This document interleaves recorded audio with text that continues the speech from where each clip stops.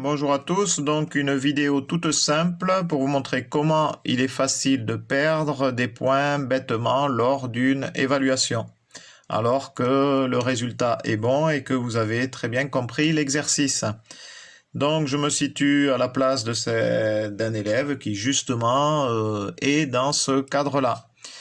Alors ici nous avons ABC avec donc un triangle, rectangle. En B, on nous demande de trouver la longueur AC. Donc l'élève en question, qu'est-ce qu'il va faire? Il va dire AC au carré égale, oui donc ici on a 3 et ici on a 4 évidemment.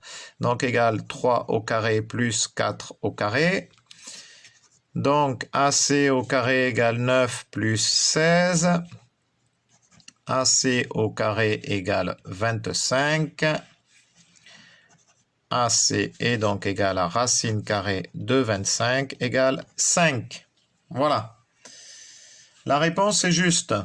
Néanmoins, et ça je le dis régulièrement, et il y a encore trop souvent des élèves qui oublient, et donc qui perdent des points par rapport à ça. Si je dois corriger ce genre d'exercice, là, je dirais quel théorème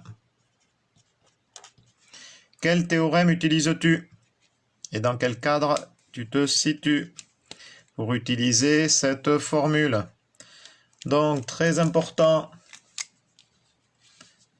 toujours justifier l'utilisation du théorème.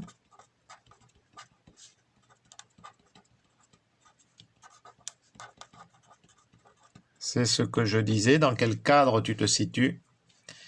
Et deuxièmement, nommer le théorème en question.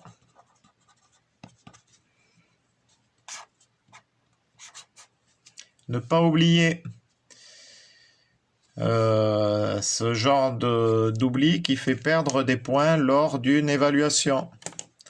Donc, qu'est-ce qu'il aurait fallu faire? Dire ABC est un triangle rectangle en B. On voit bien ici avec le codage. Donc, la liaison, on n'est pas obligé de souligner, mais c'est pour bien faire la liaison entre le 1 et le 2. Donc, d'après le théorème de Pythagore, virgule, on a 2 points. Donc, l'hypoténuse au carré, AC au carré, qui est bien égal à BC au carré plus AB au carré, à la somme des deux autres côtés, chacun au carré. Alors, qu'est-ce qu'on voit? Ici, j'ai justifié, ça correspond à ce 1 ici, là. J'ai justifié l'utilisation du théorème. Je dis bien qu'on est bien dans une configuration de triangle rectangle en B. Donc, je justifie. Donc, je peux utiliser le théorème de Pythagore. Je nomme le théorème de... oui, autre chose, moi, que chaque fois je reprends systématiquement. Bon, ça n'enlève pas de points, mais c'est toujours mieux.